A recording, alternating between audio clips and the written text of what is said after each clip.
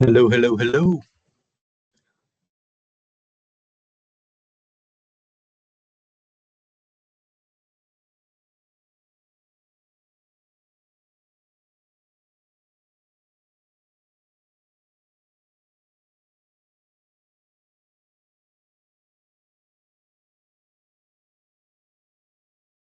All right. Can somebody drop in chat and confirm that you guys can hear me? Por favor.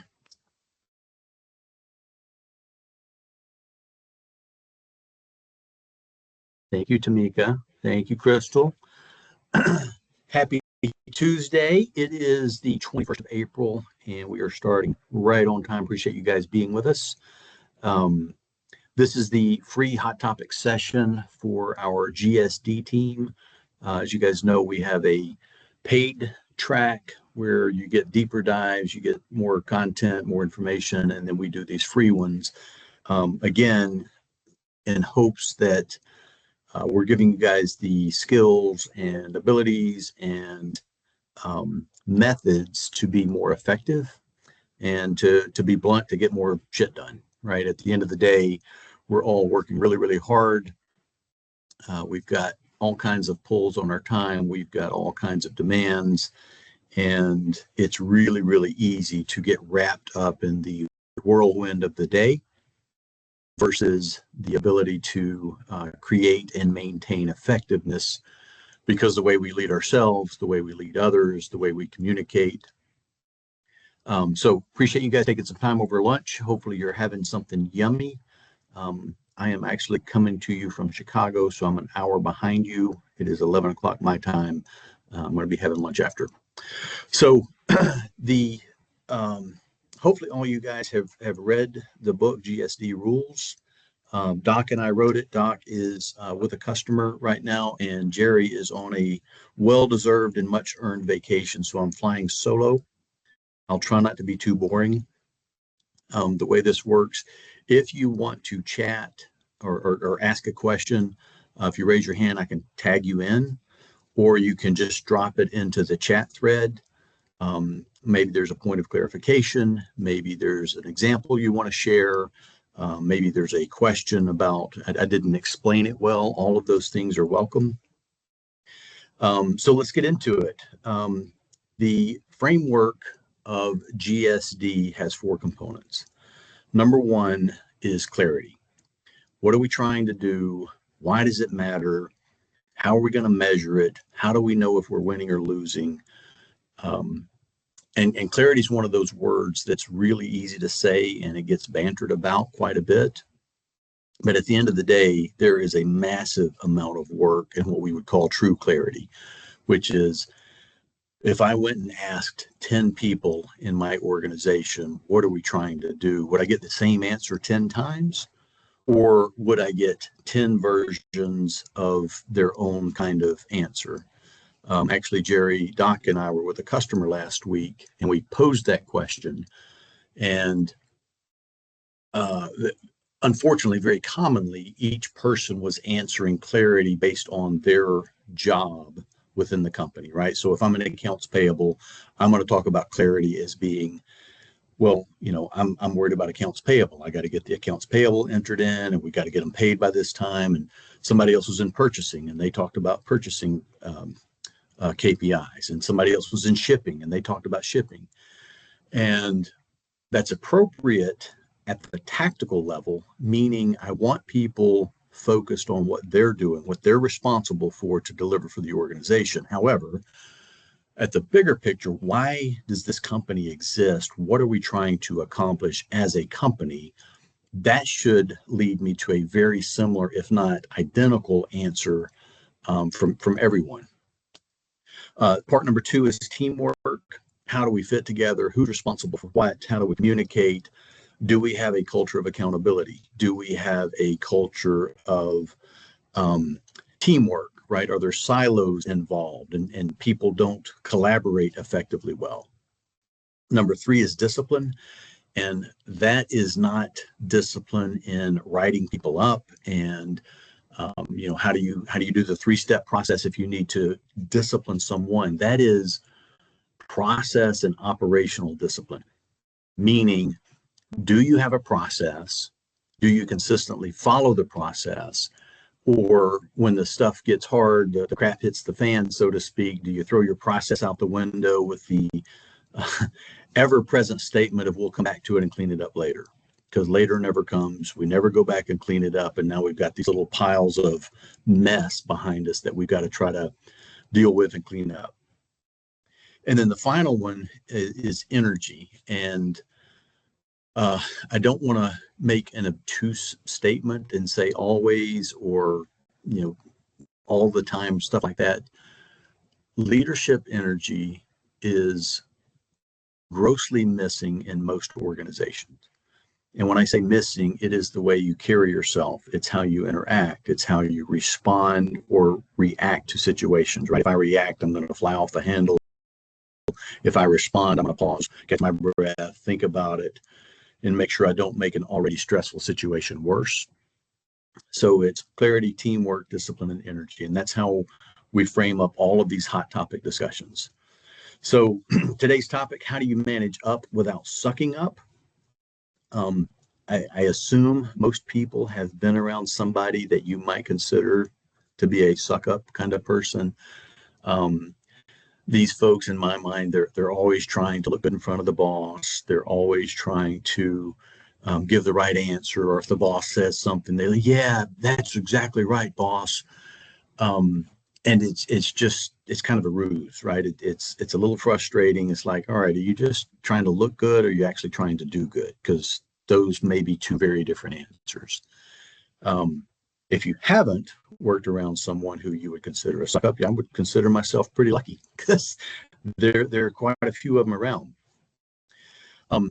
So why does it hurt, right? So if you say, well, that doesn't sound bad, you're trying to make the boss look good, and you're trying to reaffirm the boss and validate the boss and always be in good graces.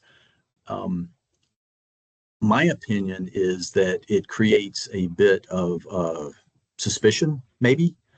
Like, all right, if I know Bo is always trying to suck up to the boss and make himself look in a certain way, is that real? Is that is that a facade that he's putting on, or is it a legitimate thing? And then if I, Bo, who you view me as a suck up, come to talk to you, in the back of your mind, you're probably going, all right, is whatever I tell him, is he going to go tell the boss? Can I be open and transparent? Can I be honest? And so there's an undermining effect that happens if someone creates this personification of being a quote unquote suck up kind of person. And as with all things, we want to focus on the we, not the me. And I think that's another kind of thing that bleeds over if someone is behaving in that way. Is this all about you? All right, are you just trying to make yourself look good because you want the boss to think of you a certain way, or you want the boss to feel a certain way about you, or are you legitimately trying to make things better? And those undermining currents are really what holds back cultures from our experience, right? Because if I've got complete trust in someone, if my team is locked in, we can be open, we can be transparent, we can be clear, we can get to the darn point, we will move faster than our competitors. And decisions that might take a less trusting organization 2 or 3 days to manage through, we might be able to make in an hour, or even in 10, 15 minutes, because we can get to the point. We trust each other. We're not putting on airs. We're not trying to make ourselves look good in front of this person or that person. We're just trying to get stuff done. And that really is the formation or the thinking behind this GSD system that we've built. So if that's a decent backdrop, if I can see some thumbs up, if there's any questions about what we mean by being a suck up versus not being a suck up, let me know. And I think to start with, I think managing up, the most single important thing you can do is to perform. What is your responsibility? Do you do your things on time? Do you do them to a high level of quality? Do you do them consistently? That sets the stage for managing up, right? So I have team members, and I've had team members in the past that were rock solid, high performing people. They did what they said they would do. They would go above and beyond. They would do extra digging into a problem. They would look for ways to make things better that weren't even part of the original discussion. And because of that, the level of trust that I put into them, right? If they needed to tell me I was screwing up, or, hey, Bo, I don't think you're thinking about this the right way, those conversations happened because there was that two-way trust. And it was based on the fact that those people who were my direct reports were already performing at a higher level. And they were doing the right thing, and they were consistent, and they gave a crap about what was happening. They were really trying to move things forward. So recognize, as you're listening to this conversation and hopefully participating. I don't want to do an hour-long monologue, although I probably can. Recognize that this isn't about, again, the just the perspective of how something looks. This is based on getting the results that you're paid to get. I don't know anybody that's working for a hobby. I think we're all working to take care of our families and our kids and parents and cars and houses and all of the stuff that we, that we have responsibilities for. So your best starting point is to make sure, point number one, you're doing your job to a very high level. Okay. So if no questions, let's jump into it. Right. So as I mentioned, laying this out in the GSD framework, part one is really around clarity. And in this case, it is aligning with your boss on what are the outcomes that we're trying to accomplish, making sure that you understand the mission. And when I say mission, it's not a military phrase, but like, what are we trying to accomplish? My team, my department, my location, my shift, whatever it is, what are we trying to do? And I want to own that, right? I can't expect my boss to recognize what I'm not getting. I can't ask him or her to make sure they spend enough time with me. I have to dig and think and look at how everything's moving, how people interact, what's our cadence, what's our culture, how do we communicate, all of those things, to align on what it is that we're trying to accomplish. And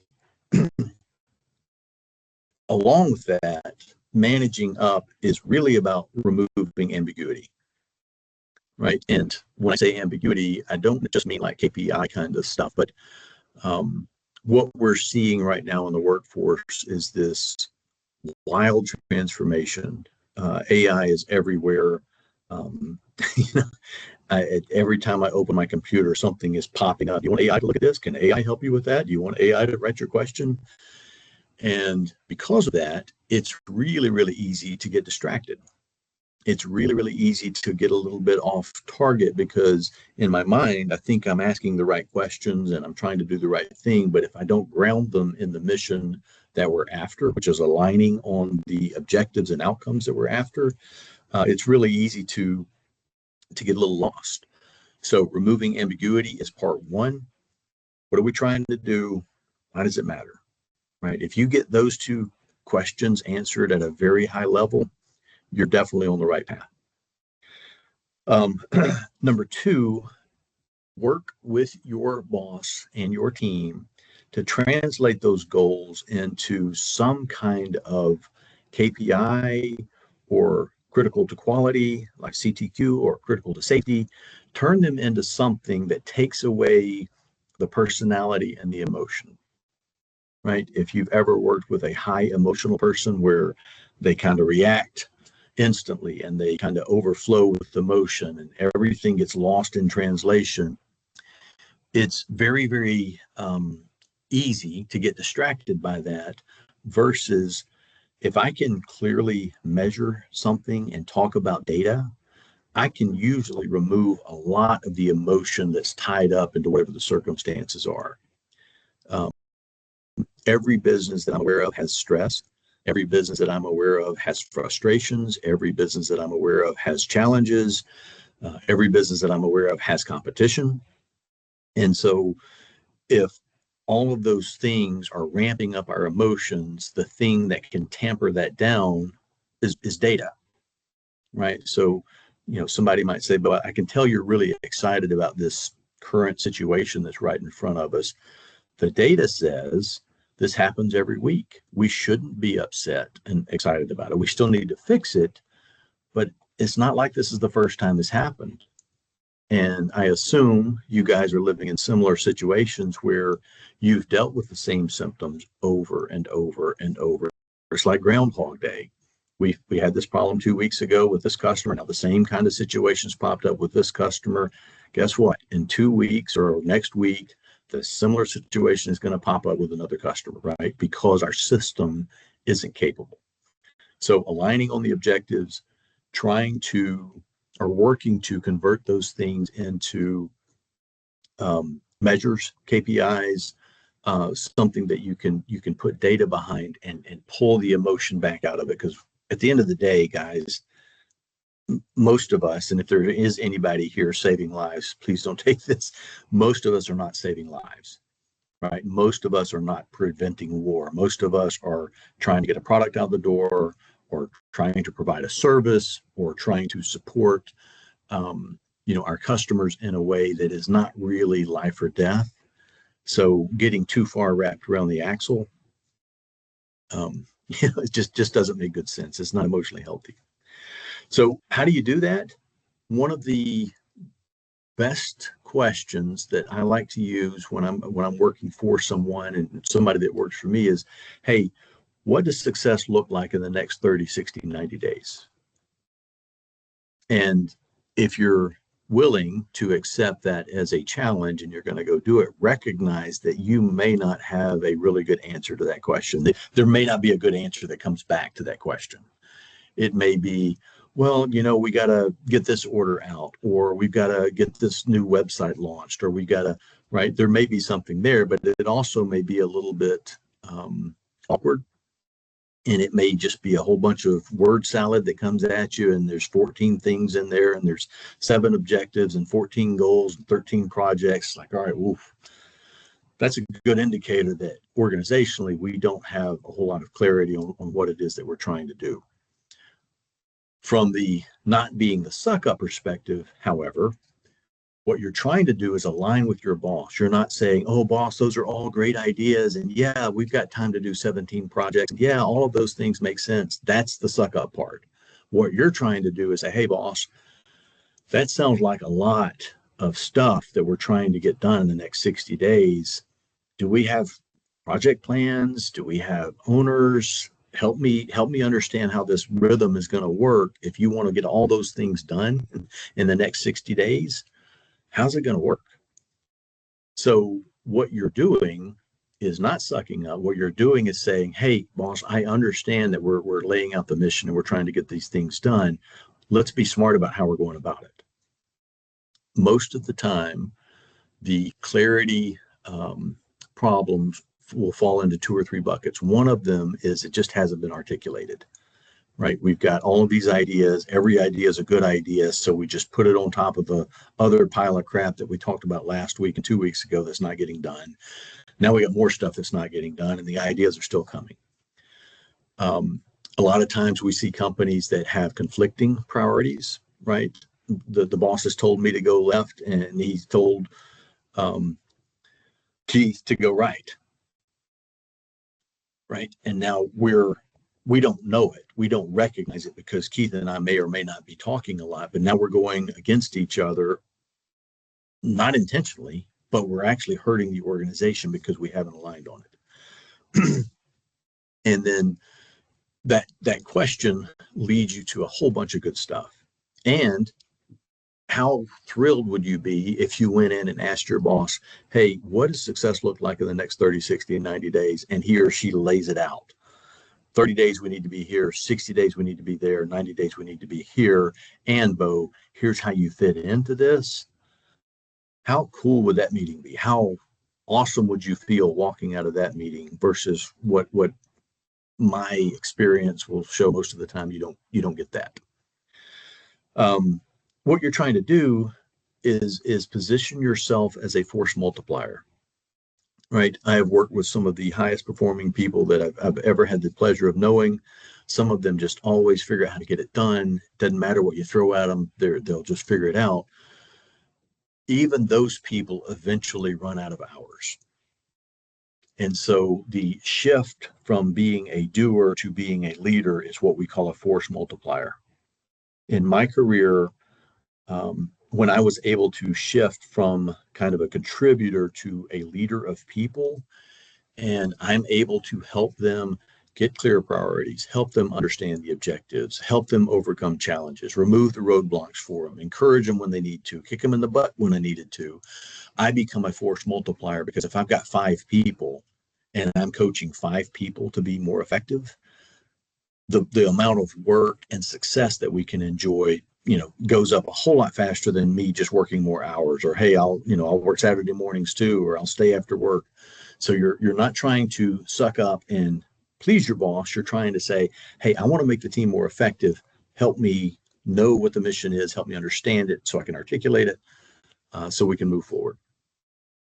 The key shift here is, instead of thinking, how do they like me, is how do I make us more successful? And again, I don't know, how you guys feel about that. I know as humans, we tend to worry about what people think about us and how they feel about us and do they like us and all of that stuff. In business, and I think this is appropriate, needs to be, how effective is the person, right? I may not want to have a beer with the guy. I may not want to, hang out and talk shop with this person randomly, but if they're getting the stuff done, that's the right teammate that I want to have. Questions so far? Comments, thoughts, anything?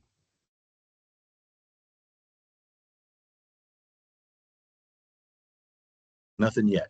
I must be doing an awesome job of explaining all this, so I'm going to keep going. Part number 2, build a high trust operating rhythm. Okay? At the foundation of every good relationship that you have, good being the operative word, it is built on trust.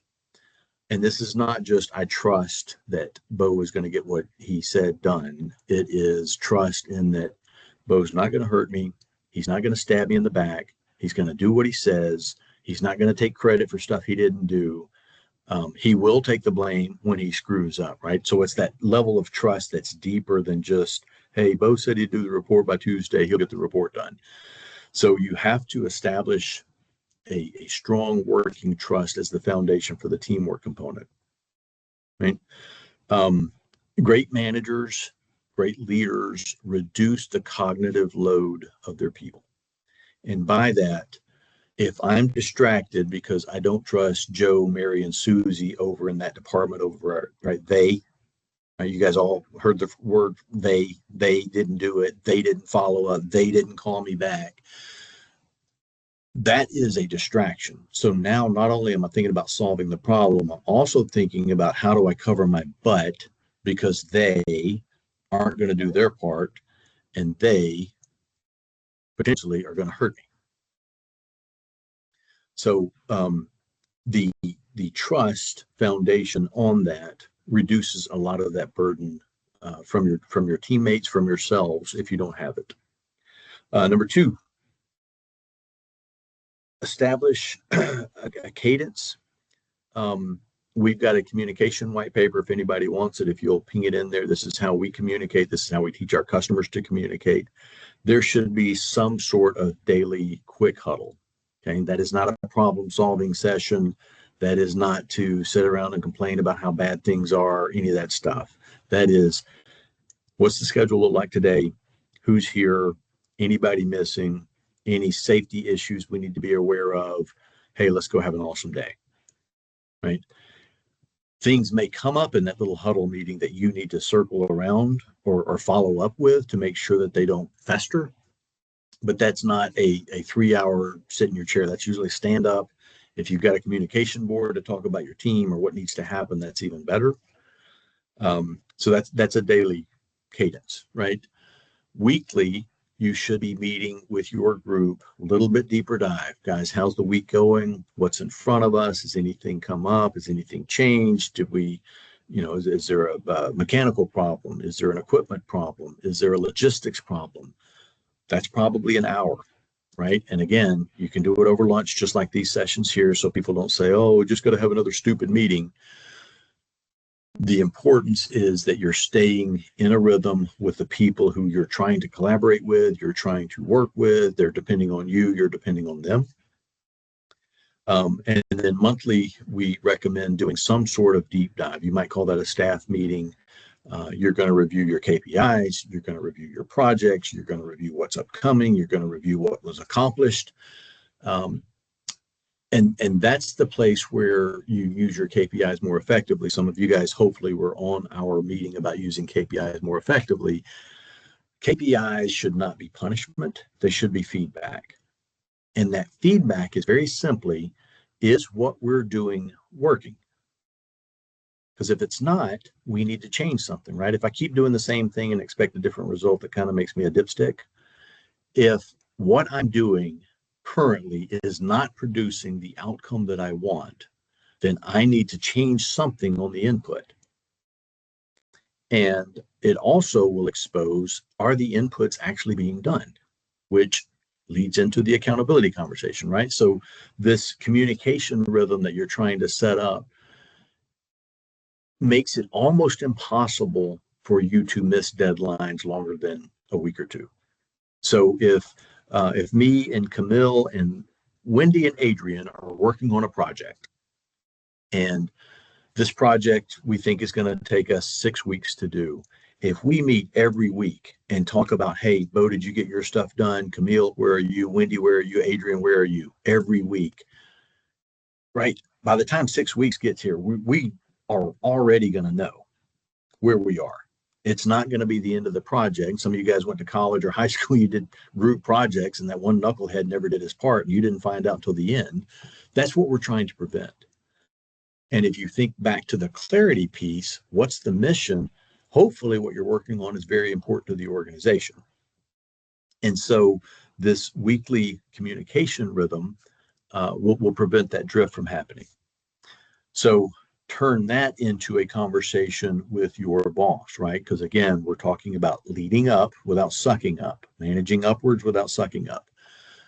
If I meet with my boss once a week, or every other week is probably okay, it's really, really going to be challenging for me to get off the reservation, right? It's going to be hard for me to wander off into the Netherlands over here if I'm aligning every week. Hey, boss, here's what we're working on. Here's what I've learned. We ran into this challenge. Here's what we did.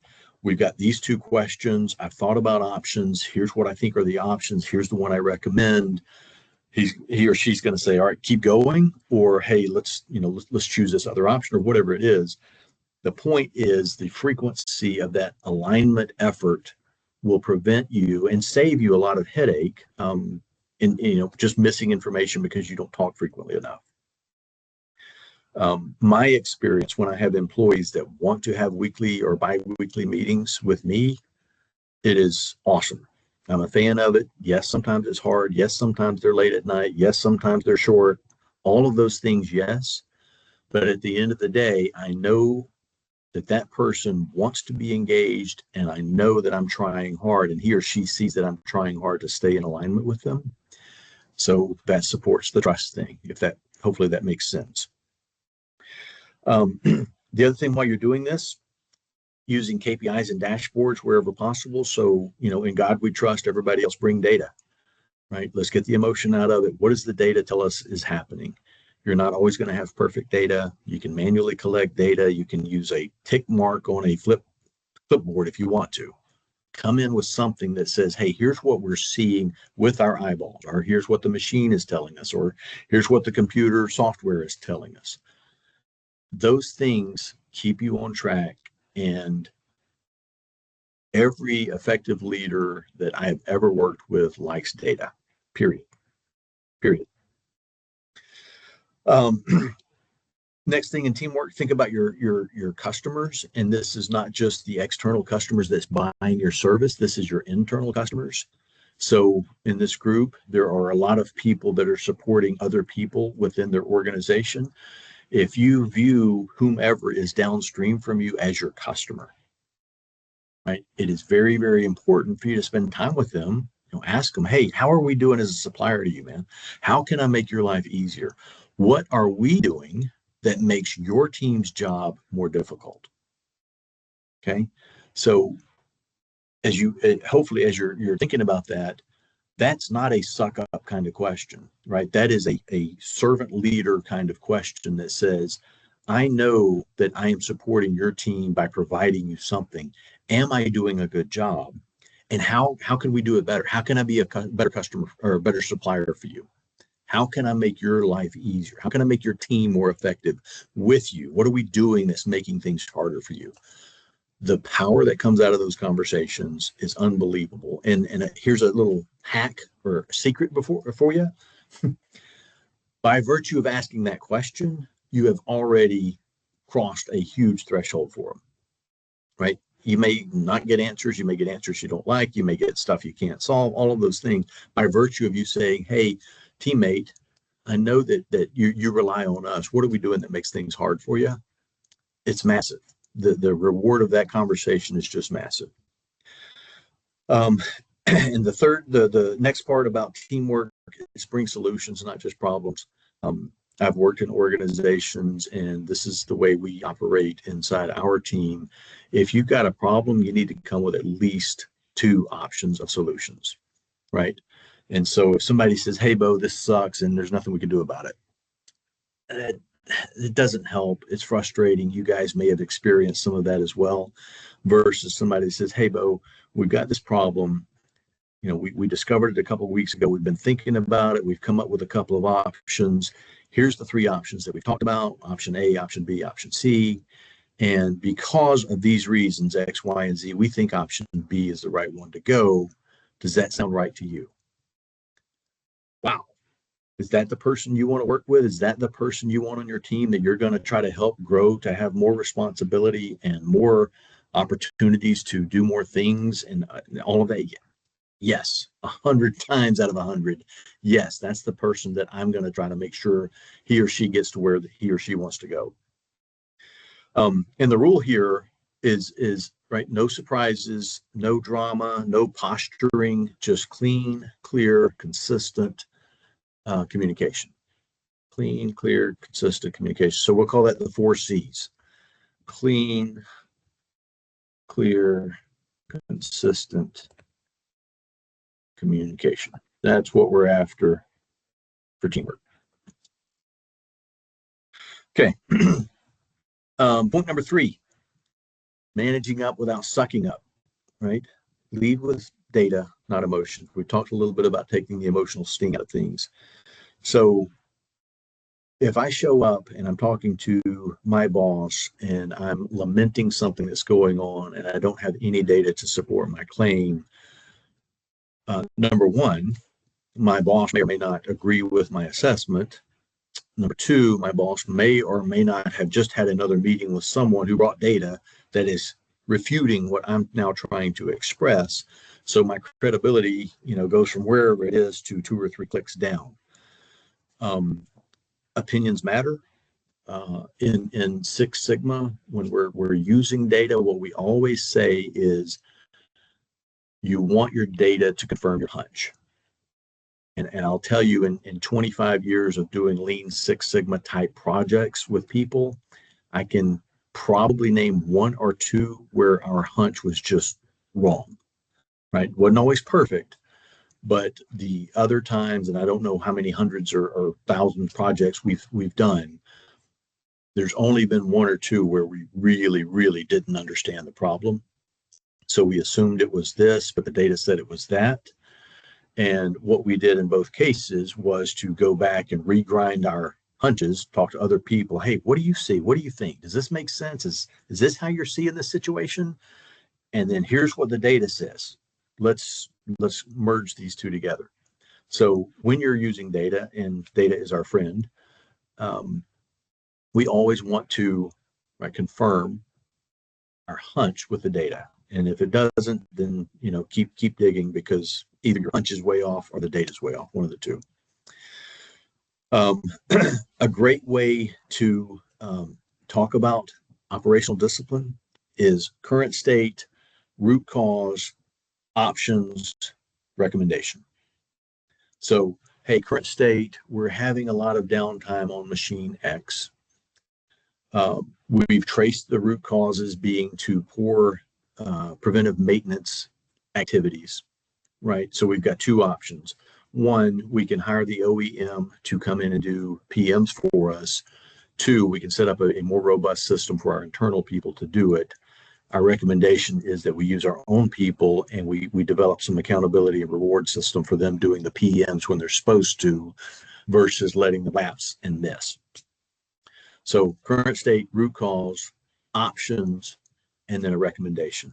That is the way that you guide the conversation through. And again, when you have data and you talk about, here's the situation, data, here's the root causes, data, here's the option, data, here's the suggestion, I can get to a decision pretty quick, right? Now, if we're talking about a super complicated, super complex problem, it may take a little bit longer. But by and large, if somebody presents it in that format and they've got data supporting it, why wouldn't I say yes? Right? Why wouldn't I say, hey, let's go with your recommendation? Awesome. Thank you for doing all that work. Thank you for diagnosing the problem. Thank you for dissecting the data. Thank you for bringing me options. Thank you for making your recommendation. How can I help you get that done? That's beautiful. That is effectiveness 101 right there. That is going to make an organization that's very, very difficult to compete with. I try not to put too much Six Sigma stuff in these things, guys, because I don't know if y'all are all green belts. If you're not green belts, we have that option for you. We can get you into our green belt class. But there's something called the Deming cycle, W. Edwards Deming, one of the original quality guys, and it's called plan, do, check, act, or the PDCA cycle, as we like to say, because it sounds funny. What are you trying to do? Create the plan, implement the plan, which is do, check the feedback. Did what we do affect it? And then act. So if what I did affected it and worked on it and, you know, solved my problem, a high five, a shake hands, pat each other on the back, let's keep boogieing. If on my check it didn't fix it, I've got to repeat, right? I've got to go, my act now becomes restart at planning. Hey, we thought we had this thing fixed. We were going to do X, Y, and Z. Well, we did X, Y, and Z, and it didn't fix the problem. Or, you know, maybe it fixed 10% of the problem. So we've got more work to do. The point I'm trying to impress upon you is think in structured formats, especially when you're trying to manage up or manage across or manage down. The more structure you bring to the conversations, the more effective those conversations will be. And that leads to operational discipline, right? So if you guys, if everybody in Tammy's company, and I'm just picking up people who are here on the screen, right? If Tammy's company all agreed to use the GSD system, clarity, teamwork, discipline, energy, that's the way everything framed up, how much more effective would Tammy's company be? And I'm not, please don't misunderstand, guys. I'm not lobbying that, you know, like self-promoting. That's not the point. It could be the Deming cycle, plan, do, check, act. It could be the 5 whys of root cause analysis. Pick a framework, get everybody in the organization to understand that framework, and things will speed up like it'll make your head spin. Because if I ran a plant again, I was a plant manager for a few years, loved it, challenging, fun, all that stuff. If I were doing that again, I would teach everybody in the organization these 4 steps: clarity, teamwork, discipline, energy. So if I want to know how the third shift is going to run, 4 questions. If I want to know how the new location is going to be opened up and we're going to move into, 4 questions. We're buying a piece of capital equipment, 4 questions, right? If everyone is speaking the same language, whatever that language is, your velocity will 10x from where it is. And I want you to think about promotability. right? So we talk a lot about bench strength. Do I have the next man up? Something's going wrong. We got to replace, somebody quits, somebody won a lottery, whatever happens. Do I have the next person up? If I have an organization that everyone knows, understands, and speaks the same language, next man up becomes a non-factor. It's the same four questions, right? You're just asking different people about different problems, but it's the same four questions. The power that that gives a culture to move fast and effectively is just mind-boggling. So one other thing on operational discipline, right? So we're on step 3 of the GSD system, operational discipline. Push back respectfully with logic, not emotion. We are emotional creatures. We're tired. We're stressed. We've got too many demands on our time. All of those things, yes, yes, and yes. But if somebody says something and I take it personally, I can make a little mess, a big mess very quickly, right? And so years and years of practice, and I'm certainly no expert at this. I still have a lot of fall downs on this. I still get sucked into the moment. But if I'm able to pause and say, okay, rather than saying, well, that's not the way I see it, what are you talking about? If I say, all right, how did you get to that conclusion? Or what's making you say that? Because I was saying X and now you're saying Y. What's causing you to say that? If I can gently but firmly have that conversation around, I don't understand what you're saying versus you're wrong, I'm right, the effectiveness of our conversation will go through the roof. That leads to operational discipline because we agreed we were going to do it this way. We're doing it this way. Is it producing the right results? Yes or no? If it's not, we need to fix the inputs. If it is, high five, keep moving, let's keep going. Your your power move is to disagree without being disagreeable, right? I can respectfully disagree with someone without coming across like a jerk. And I can also hopefully point back to my data and say, hey, Crystal, I hear what you're saying. Here's what I'm seeing in the data. Are you seeing something different in this data set? Because here's what I'm looking at. What do you see when you look at this data? Or, Crystal, do you have data that's different than mine? My data could be wrong. It could be out of date. It could be from a bad source, right? I'm going to assume no ownership and ego over whatever data set I'm looking at. I really want to maintain my relationship with Crystal in this example, stay on page with her and say, hey, I don't understand where you're coming from. Can you help connect these dots for me? Last one, energy. When we talk about energy, what we want is a group of people that give a shit about each other and they're coming in to win. We want people who feel responsible for the results, right? I can't tell you how many conversations I've had in my career where people get locked into doing the task without recognizing if the task is working, right? There's a giant gap between, well, I did what you told me to do. I sent him the email, or I wrote the paper, or I finished the project, or I cut the PO. And no concern, awareness, or ownership of if it worked, right? What I want is a group of people that all feel the ownership. If we're winning, it's because we're all winning. And if we're losing, which means if one of us is losing, we're all losing. You can't, if you think about a football game, the offense can't win if the defense loses, right? The defense can't win if the offense loses. So this idea that we have to share the ownership of the results. We need to celebrate the wins. We need to dissect the losses, not with blame, not with anger, not with punitive nature. What happened and why did we miss that? How did we screw up that customer situation that badly? And the magic question there is what in our process broke down that allowed this to happen? It's not, Rick, what'd you do, man? Rick, why didn't you get that stuff done, dude? This is your fault. None of that. Hey, Rick, man, I noticed this problem. Can you help me look at our process to see where our process failed to deliver the result that we wanted for that customer?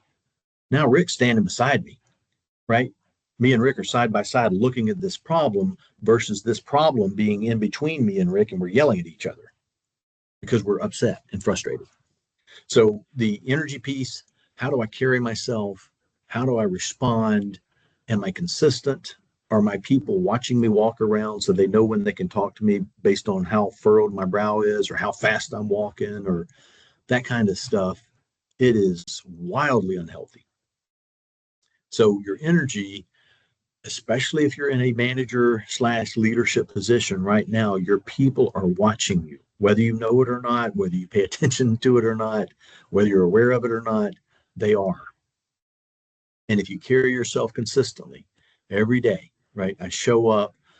If I don't have a smile on my face, I'm at least not frowning. I say good morning. I engage. I try to talk to them. I try to make time for them. I try to, keep the energy up because I know they're going to reflect the energy that I give them.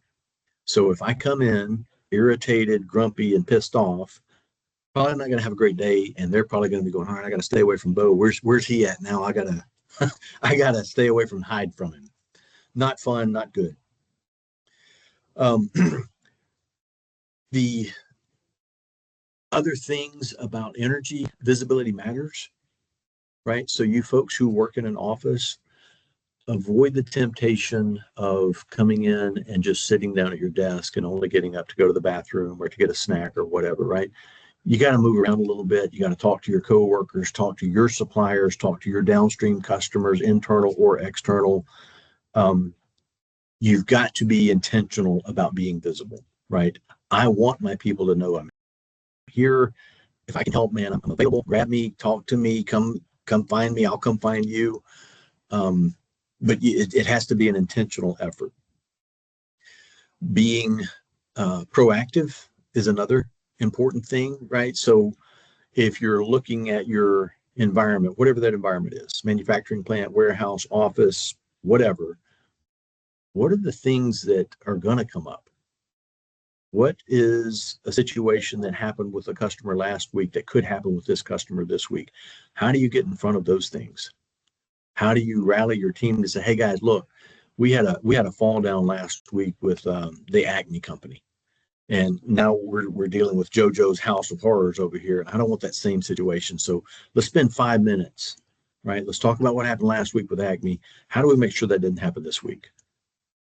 And I'm not blaming. I'm not irritated. I'm not pissed off. It's just like, hey guys, remember we just went through that pain last week. How do we prevent it this week? Those types of things show your team and your boss, which we're trying to manage up, that you're thinking about and anticipating what may be coming at your organization. How do you get in front of it? How do you prevent from repeating the same errors over and over? And how do you move forward in a way that says we're getting smarter as we go, right? It's okay to create mistakes. It's okay to have mistakes. It's less okay to have the same mistakes over and over, right? And what we see with a lot of companies that we work with is we end up reacting and treating the symptoms of the problem. We don't, the companies don't take the time, and sometimes it's painful. Sometimes it is a lot of stinking work to dig into what's causing this problem. Let's stop treating the symptom. I always use the analogy, if I have a headache every day and I'm taking aspirin every day, eventually I probably want to go to the doctor and say, why do I have a headache every day? Because I'm just treating the symptom. Eventually, it could be something much worse, and I'm just not getting it.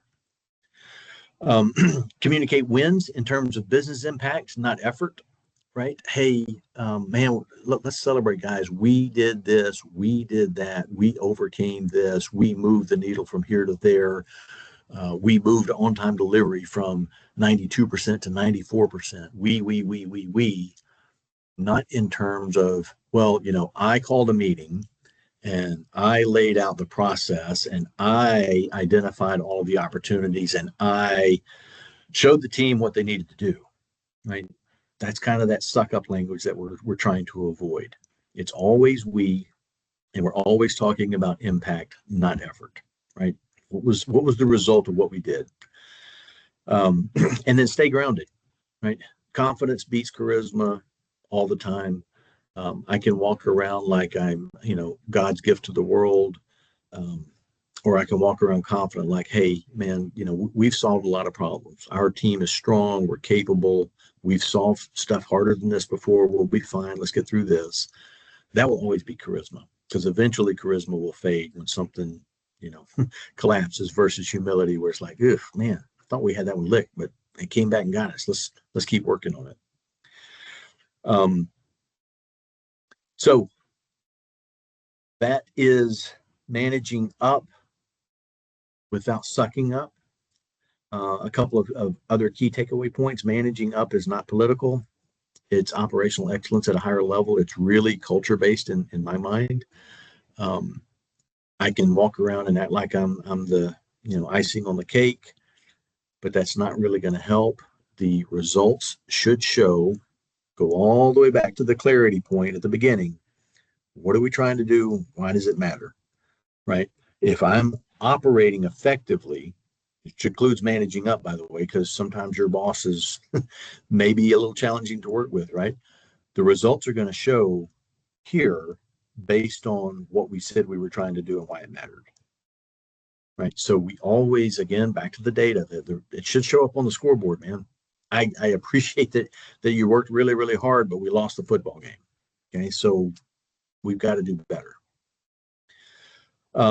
If you do this right, your boss will see you as low maintenance, high reliability, and promotion ready,